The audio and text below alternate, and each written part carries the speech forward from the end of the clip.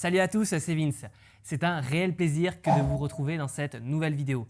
Et aujourd'hui, je vais vous montrer comment devenir photographe professionnel. Restez bien jusqu'à la fin de cette vidéo car une surprise vous y attend.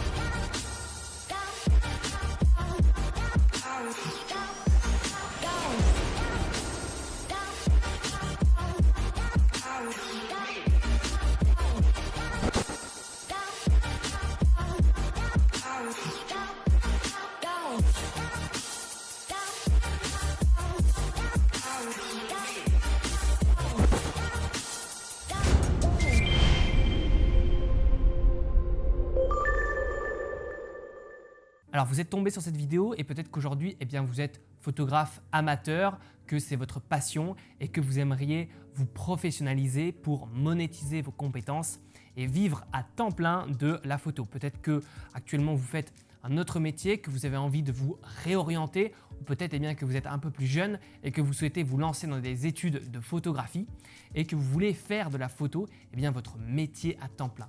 Et donc dans cette vidéo, on va voir un petit peu les fausses croyances qui entourent ce métier, comment les dépasser et les étapes pour devenir vraiment photographe professionnel aujourd'hui. Alors peut-être que quand vous avez fait part de votre souhait de devenir photographe dans votre entourage ou ailleurs, on vous a dit que la photo était un métier précaire, que le marché était saturé, qu'avec l'arrivée des nouveaux smartphones, la compétition était de plus en plus rude, qu'il fallait des diplômes particuliers, peut-être que vous n'avez pas été accepté dans les écoles de votre choix ou peut-être que vous n'avez pas de diplôme de photographe, peut-être également que vous pensez qu'il faut avoir un don vraiment pour être un artiste, un regard particulier, qu'il faut être né avec, qu'on ne peut pas travailler cette compétence. Et également peut-être que vous pensez être trop jeune pour vous lancer dans la photo ou alors au contraire trop vieux ou alors peut-être que vous pensez ne pas avoir les moyens suffisants pour vous procurer du vrai matériel et pouvoir prétendre vendre des prestations et pouvoir prétendre tout simplement être professionnel.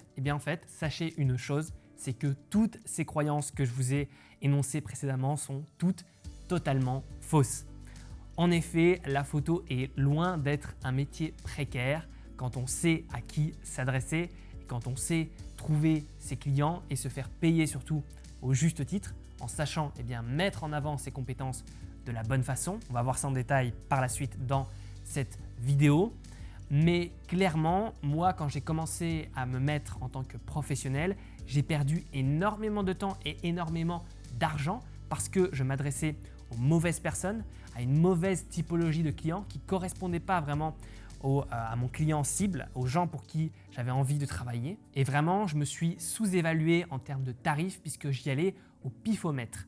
Et clairement, j'aurais pu me faire payer parfois beaucoup plus pour certaines de mes prestations. Et également, je manquais de confiance en moi puisque j'étais extrêmement jeune quand je me suis lancé. Je suis devenu photographe professionnel à l'âge de 18 ans. À 18 ans, j'ai vendu mes premières prestations en tant que photographe. Donc clairement au début c'était difficile pour moi, j'étais même dans une situation de précarité vis-à-vis de la photo et c'est après par la suite avec l'expérience que j'ai compris comment trouver les bons clients qui me correspondaient en termes de profil, en termes d'attente et en termes de budget. Et j'ai également compris comment mettre en avant mes compétences et comment me vendre de la bonne façon. Ensuite, le fait de dire que le marché est saturé, c'est totalement faux puisqu'on va le voir également dans la suite de cette vidéo. Il y a une demande dans la création d'images, que ce soit dans le secteur des entreprises, dans le secteur des particuliers, qui est sans cesse croissante. Et on a un constant besoin en ce moment d'images, surtout à l'ère de la communication digitale, à l'ère des réseaux sociaux. Vraiment, tout le monde a besoin d'images et pas d'images juste faites justement au portable en mode selfie, mais d'images professionnelles pour mettre en avant une marque, pour immortaliser un moment, un souvenir, etc. Donc les photographes, les métiers de photographe et de vidéaste sont extrêmement prisés aujourd'hui et il y a une très forte demande et une très forte croissance dans ce domaine. Aujourd'hui en fait même, c'est vraiment un très bon moment pour se lancer en tant que photographe. Pourquoi ? Parce qu'en fait aujourd'hui le matériel par exemple est devenu vraiment accessible avec les progrès qui ont été réalisés dans le numérique ces dernières années. Et vraiment, j'insiste là-dessus, aujourd'hui, on n'est plus obligé de contracter un prêt à la banque pour se payer des boîtiers haut de gamme, des optiques haut de gamme, des flashs haut de gamme, tous les accessoires qui vont avec et débourser, je ne sais pas moi, 5-10 000 € dans son matériel pour pouvoir se lancer en tant que professionnel. Parce que j'ai rencontré plein de photographes dans mon parcours de formateur eh bien, qui ne voulaient pas, qui n'osaient pas se lancer en tant que professionnel parce qu'ils pensaient tout simplement avoir un matériel qui n'était pas digne pour un professionnel, qui n'était pas assez bon pour prétendre se faire payer et vendre des prestations avec ce même matériel. Alors qu'en réalité aujourd'hui, la plupart des boîtiers d'entrée de gamme qui sortent aujourd'hui en numérique sont extrêmement bons, sont d'extrême qualité et par rapport aux appareils photo d'il y a quelques années en numérique, ils sont extrêmement performants. Et en plus, il y a un véritable marché de l'occasion aujourd'hui qui s'est développé.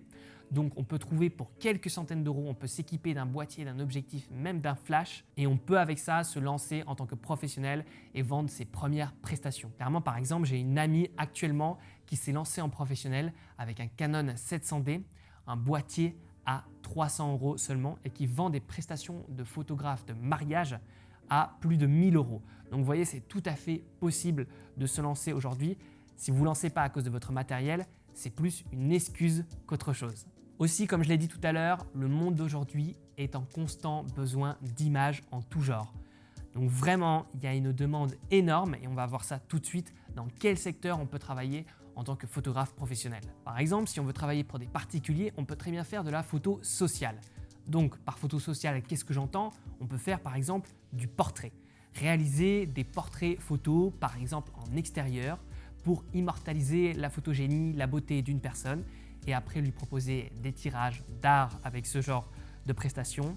La personne va pouvoir également offrir ce genre de coffret à ses proches, à son entourage pour leur faire plaisir, pour leur faire des cadeaux. Ils vont pouvoir les encadrer chez eux. Vous allez pouvoir redonner aussi confiance aux personnes qui vont se voir sur des belles images, des belles photos. Ça va les aider à reprendre confiance en eux. Il y a plein de belles choses autour du portrait photo. Ensuite, vous pouvez faire de la photo de couple également, couple lifestyle, en extérieur, en intérieur. Vous pouvez aussi faire de la photo de mariage et ça c'est extrêmement demandé par les particuliers puisque le mariage c'est un événement très important dans la vie d'une personne et les mariés vont mettre tout en œuvre pour que ce moment soit inoubliable. Et c'est dommage en fait de créer un superbe moment et de ne pas pouvoir le capturer en image. Et donc c'est pour ça que les photographes de mariage, les vidéastes de mariage trouveront toujours du boulot puisqu'il y aura toujours de nouvelles personnes qui voudront se marier et qui seront prêts et qui auront budgétisé ça dans leur projet, le fait de faire appel à un photographe, à un vidéaste éventuel pour leur mariage. Donc ça pour le coup, c'est d'ailleurs une niche et un secteur d'activité très rentable dans le monde du particulier. Ensuite, vous pouvez faire de la photo de grossesse, de la photo de nouveau-né, de la photo de baptême, tout ce qui tourne comme ça autour des enfants. Il y a énormément de choses là également à faire.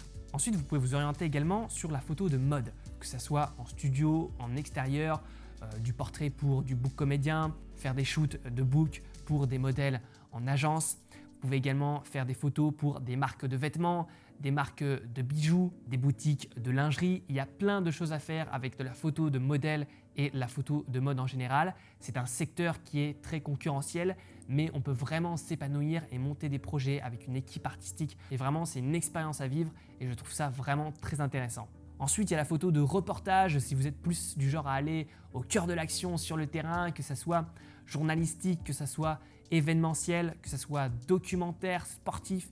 Il y a plein de choses à étudier dans la photo de reportage. Vous pouvez travailler pour différents magazines, différentes revues, des web magazines. Il y a plein de choses à faire là aussi. Vous pouvez faire de la photo corporate ou institutionnelle, faire du portrait d'entreprise, faire du reportage dans des entreprises, travailler pour des startups, pour leur communication digitale, réfléchir et définir une stratégie visuelle pour une marque, réfléchir au branding d'une société, faire du packaging produit, faire de la photo culinaire, faire de la photo immobilière. Ensuite, vous pouvez faire de la photo d'art et vous pouvez vendre des images à travers des tirages en édition limitée et numérotée, à travers des galeries, à travers des expositions, à travers l'édition de livres photos. Bref, vous voyez qu'en tant que photographe, vous pouvez faire énormément de choses, il y a énormément d'activités qui sont aujourd'hui possibles et là où il y a de la demande. Donc clairement, le marché est loin d'être saturé, il y a beaucoup de demandes et qui plus est, vous pouvez avoir plusieurs casquettes. Vous pouvez être à la fois photographe, à la fois vidéaste, vous pouvez à la fois faire de la photo d'art et de la photo pour des particuliers. Vous pouvez combiner et faire plein de choses. Ensuite, quelque chose de très important et que la plupart des photographes que je rencontre négligent malheureusement. Certes, ils travaillent correctement leurs compétences en termes de création d'images, ils sont de bons techniciens, ils maîtrisent leur matériel, ils sont également de bons retoucheurs, mais ils ne sont pas des bons vendeurs. Or, quand on veut être photographe professionnel, quand on veut vraiment se professionnaliser et vivre à temps plein de son activité et même très bien vivre de son activité, il faut absolument apprendre la science de la vente, aussi appelée le marketing. C'est important d'arriver à se mettre en avant de la bonne façon, d'arriver à négocier vos prestations et d'arriver à se faire payer au juste prix pour votre travail sans vous dévaloriser et sans vous faire dépasser par des gens qui soit vont jouer dans une cour totalement différente, c'est-à-dire le low cost, soit qui vont tout simplement arriver avant vous ou arriver à mieux se vendre dans un projet, par exemple dans le cadre d'une appel d'offres. Et clairement, il faut arrêter de penser comme un photographe amateur quand vous allez devenir photographe professionnel. Encore une fois, quand je dis photographe amateur, il n'y a pas de jugement, c'est pas péjoratif, c'est pas négatif, c'est juste qu'être photographe amateur, c'est faire de la photo par passion et être photographe professionnel, c'est être rémunéré pour son temps, son travail et ses images. Donc c'est deux choses différentes et ça ne veut pas dire que quand vous allez devenir photographe professionnel, vous allez perdre la passion, être corrompu par l'argent ou je ne sais quoi. Clairement pas, ça veut juste dire qu'il va falloir réévaluer votre temps, revoir votre rapport vraiment à votre temps, réfléchir en termes de rentabilité suivant les différents projets dans lesquels vous allez vous engager, voir ce que ça va vous apporter et si vous allez être tout simplement rentable pour faire survivre votre entreprise. Et également, il y aura plein de choses à faire qu'un photographe amateur n'a pas comme obligation, comme la création d'un site internet et vérifier qu'il est bien à jour, vérifier qu'il est bien fonctionnel. Il faudra être attentif à ses mails, il faudra tenir à jour sa comptabilité et son statut professionnel. Il faudra se former également aux nouvelles technologies. Il faudra prospecter, networker dans des événements, démarcher des clients, faire des rendez-vous, etc. Plein de choses finalement qu'un photographe amateur n'a pas pour obligation de faire. Et vraiment retenez cette phrase, content is king, distribution is queen. C'est vraiment une citation que j'adore parce qu'elle résume tout. Si vous êtes le meilleur photographe du monde, si vous faites les meilleures photos au monde, mais que personne n'a vu vos photos et que personne ne vous connaît, ça ne sert absolument à rien. Donc posez-vous la question, comment vous allez trouver vos clients, comment vous allez vous faire démarcher sur Internet également, comment les gens vont arriver sur votre site à l'aide de votre carte de visite, à l'aide de votre SEO, à l'aide de la publicité, à l'aide du bouche à oreille. Posez-vous vraiment ces questions, c'est vraiment crucial, il en va de la survie de votre entreprise. Il est également très important de soigner son branding. Le branding, c'est l'image de marque, c'est l'image que l'on va donner aux gens, c'est comment ils vont nous percevoir, c'est quelle place on va occuper dans un secteur, dans un marché donné. Et c'est très important de soigner sa présentation, de soigner sa réputation pour que le bouche à oreille s'enclenche. Et également, il faudra penser à construire une clientèle qui soit vraiment le plus fidèle possible et durable dans le temps. Parce que c'est difficile d'acquérir un client. Ensuite, si vous voulez retravailler par la suite, il faut absolument que vous soyez un prestataire d'exception. Qu'est-ce que j'entends par là? Là aussi, je vais vous donner une autre citation qui résume bien la situation, c'est « promettre moins, délivrer plus ». Là encore une fois, tout est dit. Soyez vraiment un prestataire d'exception, le meilleur photographe auquel l'entreprise ou le particulier aura fait appel. Ne vous contentez pas de faire juste le strict minimum, mais faites passer à vos clients un moment inoubliable. Notamment dans le secteur des particuliers, les gens vont payer pour avoir des photos, mais également vont payer pour passer un bon moment et pour être déstressés face à la caméra, pour avoir des éclats de joie, des moments vrais, des vraies émotions qui vont pouvoir être capturées en images. Donc ça va être très important d'avoir une bonne relation et d'établir une bonne relation avec vos clients pour qu'ils soient amenés à retravailler avec vous par la suite et également pour que le bouche à oreille s'enclenche. Également un autre point qui fait que aujourd'hui, c'est un moment vraiment très intéressant pour se lancer en tant que photographe, c'est la publicité digitale. Aujourd'hui, pour un coût absolument dérisoire, on peut propulser notre activité, on peut afficher notre activité grâce à la publicité digitale sur Internet, à travers notamment les réseaux sociaux, que ce soit Facebook, Instagram. Vu que tous ces réseaux sociaux collectent plein de données sur nous, ils ont la capacité de publier une de nos annonces en tant que photographe et de cibler les bonnes personnes qui seraient potentiellement intéressées, qui seraient potentiellement à la recherche justement de ce type de prestations. Donc il y a plein de choses à faire dans ce secteur-là et clairement aujourd'hui, si vous êtes photographe professionnel et que vous n'utilisez pas la publicité sur Internet, vous faites une croix sur tout un tas de clients et je trouve que c'est vraiment du gâchis.